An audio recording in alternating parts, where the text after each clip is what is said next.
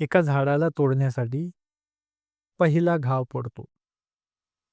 मग दुसरा, तिसरा, 10वा, 20वा, पण झाड काही पडत नाही. लोकांना वाटतं घावांचा काही उपयोग नाही. पण 21वा घाव पडतो आणि झाड कोसळतं. लोक म्हणतात शेवटच्या घावामुळे झाड पडलं. पण खरं कारण शेवटचा घाव नव्हता. त्या आधीचे 20 घाव होते. आपलं आयुष्यही असंच असतं. एका दिवसात कोणी यशस्वी किंवा अपयशी होत नाही. आपण रोज करत असलेल्या लहान लहान सवयी आपलं भविष्य तयार करत असतात. आज आपण अशाच 7 सवयीबद्दल बोलणार आहोत. ज्या मोठ्या दिसत नाही, पण शांतपणे आपलं आयुष्य बदलू शकतात. पहिली सवय जाणून घेऊया. स्वतः उत्तर देण्याआधी 10 सेकंद शांत राहा. हो मित्रांनो, आजकाल आपण प्रत्येक गोष्टीला लगेच उत्तर देतो. कोणी WhatsAppवर मेसेज केला, ताबडतोब रिप्लाय. ऑफिसमध्ये कोणी काही बोललं, लगेच राग येतो. घरी याने काही काम सांगितलं, ताबडतोब चिडचिड करतो. आपण उत्तर देत नाही, आपण रिॲक्शन देतो. लक्षात ठेवा मित्रांनो, सकाळी उठल्यावर आपला मेंदू अजूनही शांत अवस्थेत असतो. पहिल्या 10-15 मिनिटात तुम्ही जे पाहता, ते दिवसाचा भावनिक सूर ठरवू शकतं. जर सुरुवातच तुलना, बातम्या किंवा नोटिफिकेशन्स न झाली, तर मेंदू लगेच रिॲक्टिव्ह मोडमध्ये जातो. एक छोटंसं उदाहरण देतो बघा. एका ऑफिसमध्ये 2 कर्मचारी होते. दोघांनाही बॉसने सगळ्यांसमोर ओरडलं.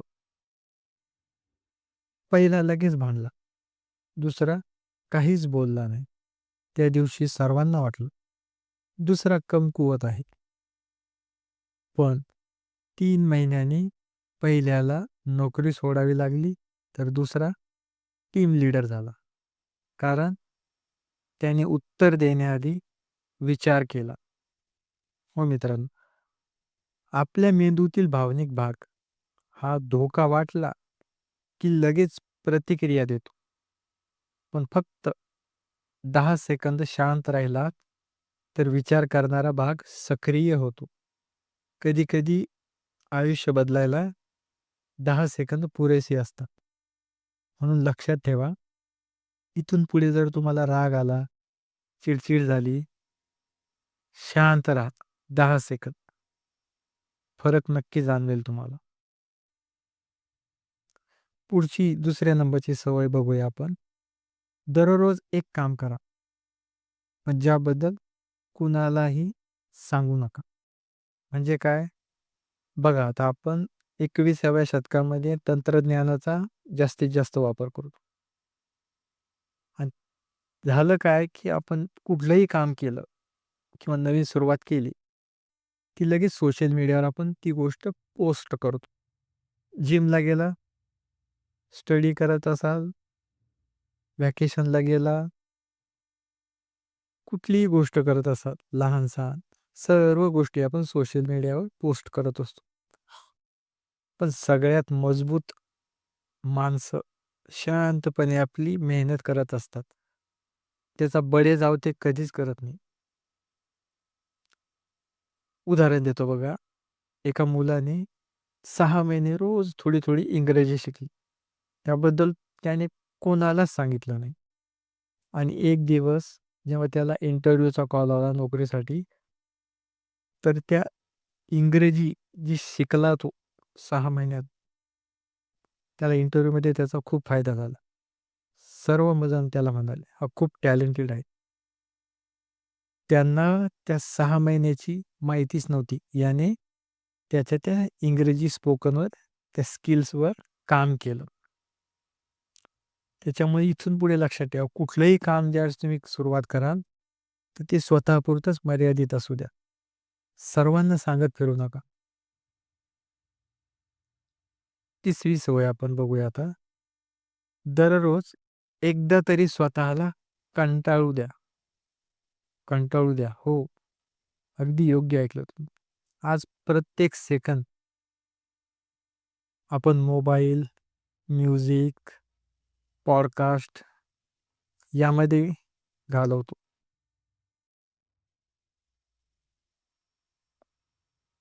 पण या सर्व गोष्टीमध्ये आपण कधीच एकटे राहत नाही.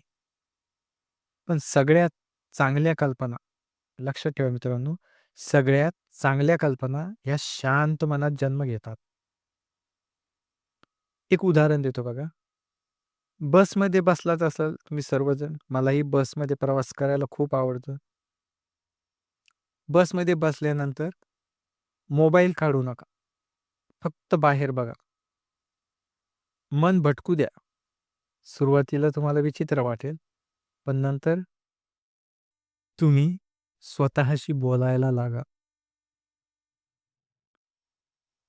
चौथी सवय बघूया आपण आता. मी व्यस्त आहे. हे वाक्य कमी करा. आज प्रत्येकजण मित्रांनो आपण बिझी आहे, बिझी आहे असं दिवसभरात बऱ्याच वेळ म्हणतो. पण कधी विचार केलाय का? बिझी आणि प्रॉडक्टिव्ह हे 2 वेगळे शब्द आहेत. आपण बराच वेळ रील्स, YouTube, WhatsApp याच्यावरती खर्च करतो आणि रात्री आज खूप बिझी होतो, असं आपण म्हणतो स्वतःला. पण खरंच आपण बिझी होतो का? की फक्त आपलं मन व्यस्त होतं? नक्की विचार करा ह्या गोष्टीवर.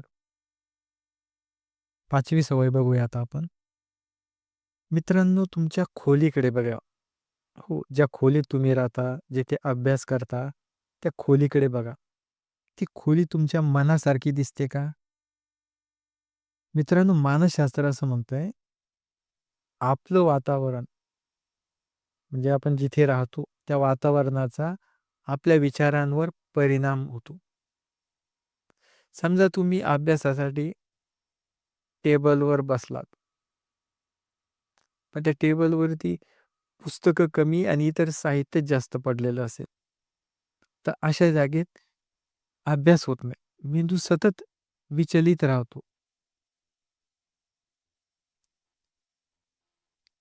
आता आणखीन एक थोडासा एक्सप्लेन करून सांगतो तुम्हाला. समजा एखाद्या विद्यार्थ्याला 2 तास अभ्यास करायचा आहे. पण त्या टेबलवरती बऱ्याचशा वस्तू आहेत.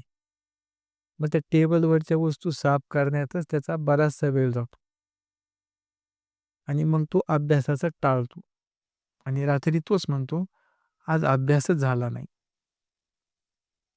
याला प्रोडक्टिव्ह प्रोक्रॅस्टिनेशन म्हणतात. म्हणजे कसं बघा, आपण काम टाळत असतो.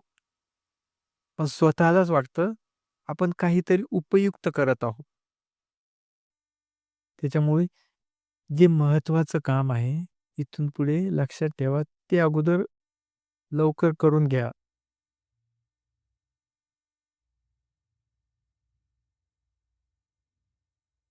6वी सवय बघूया. रोज एखाद्याचं पूर्ण बोलणं ऐका. आजकाल लोक ऐकत नाही. उत्तर द्यायला थांबतात. समोरचा बोलत असतो आणि आपल्या डोक्यात आधीच उत्तर होतंच तयार.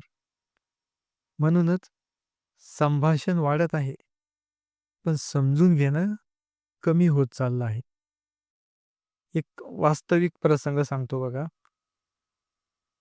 कल्पना करा. तुमचा मित्र म्हणतो, "यार आज ऑफिसमध्ये खूप वाईट दिवस गेला." तो त्याचं मन मोकळं करायला आलेला असतो. पण आपण लगेच म्हणतो, "अरे ते काहीच नाही. माझ्यासोबत तर याहीपेक्षा वाईट झालं होतं." त्या क्षणी आपण त्याची समस्या सोडवत नाही. आपण त्याचं बोलणंच थांबवतो. आता आणखीन एक उदाहरण बघा. एक लहान मुलगा शाळेतून घरी येतो. तो आईला उत्साहाने सांगतो, काहीतरी सांगतो. पण आई मोबाईलमध्ये व्यस्त असते आणि म्हणते, "हो, हो, नंतर सांग." त्या मुलाला गोष्ट विसरते. पण माझं बोलणं महत्त्वाचं नाही ही भावना त्याच्या मनात राहते. कधी-कधी लोकांना उपाय नको असतो. फक्त कोणीतरी मनापासून ऐकणारं हवं असतं. मानसशास्त्रामध्ये याला म्हणतात बघा लक्षपूर्वक ऐकणे. ही एक महत्त्वाची कौशल्य मानली जाते मित्रांनो. जेव्हा एखाद्याला वाटतं, की कोणीतरी मला खरंच ऐकत आहे, तेव्हा त्याचा ताण कमी होतो. विश्वास वाढतो आणि नातं अधिक मजबूत होतं. कारण लोकांना नेहमी तुमचा सल्ला आठवत नाही. पण जेव्हा त्यांनी मन मोकळं केलं होतं आणि तुम्ही त्यांना शांतपणे ऐकलं होतं, तो क्षण ते आयुष्यभर विसरत नाही. त्याच्यामुळे इथून पुढे कुठलाही मित्र किंवा घरातल्या एखाद्या मंडळीनी जर त्याचं मन मोकळं करायचा विचार केला, तर मित्रांनो त्याचं बोलणं व्यवस्थित लक्ष देऊन ऐका. आता एक शेवटची सवय बघा. रोज स्वतःला एक प्रश्न विचारा. आज मी जे केलं, ते 5 वर्षांनीही महत्त्वाचं असेल का? आजचा राग, आजची भांडणं, आजची चिंता. बहुतेक वेळा याचं उत्तर आपलं सर्वांचं नाही असंच असेल. मग इतकी ऊर्जा त्यावर आपण का खर्च करायची? हो की नाही? त्याच्यामुळे दिवसभरात शक्य ते काम करा, ज्याचा तुम्हाला जास्तीत जास्त फायदा होईल आणि ज्याच्यामुळे तुमचं मन डिस्ट्रॅक्ट होईल. त्या गोष्टीकडे दुर्लक्ष केलेलंच बरं. मित्रांनो, एक दिवस तुम्ही आरशात स्वतःकडे बघा आणि तुम्हाला जाणवेल, तुम्ही अचानक बदलले नाही. तुम्ही रोज थोडे-थोडे बदल जर केले, तर यश मिळेल तुम्हाला. ते हजारो छोट्या-छोट्या, कोणीही न पाहिलेल्या सवयीचं बक्षीस असतं. रात्री सगळे झोपलेले असतात. त्यावेळेस मोबाईल बाजूला ठेवा. 2 मिनिटं बोला स्वतःशी. विचार करा, आज मी कोणाला दुखावलंय? आज मी कोणाला मदत केली? आजचा दिवस पुन्हा मिळाला, तर मी काय वेगळं करेन? अनेकदा उत्तरं बदलत नाही, पण माणूस बदलायला सुरुवात करतो. या 7 सवयींपैकी सगळ्या सवयी तुम्ही आजपासून सुरू करणार नाही आणि त्याची गरजही नाही. कारण आयुष्य एका दिवसात बदलत नाही. पण एका योग्य निर्णयाने बदलायला नक्की सुरुवात होते. आज या व्हिडिओनंतर फक्त एकच सवय निवडा आणि स्वतःला वचन द्या.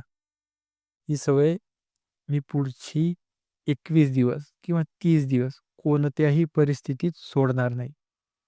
लक्षात ठेवा, लोकांना तुमचा बदल एका दिवसात दिसणार नाही. पण एक दिवस असा येईल, जेव्हा तेच लोक म्हणतील, "तुझ्यात काहीतरी बदललंय." आणि त्या दिवशी तुम्हाला कळेल, तो बदल एका मोठ्या संधीमुळे झाला नव्हता.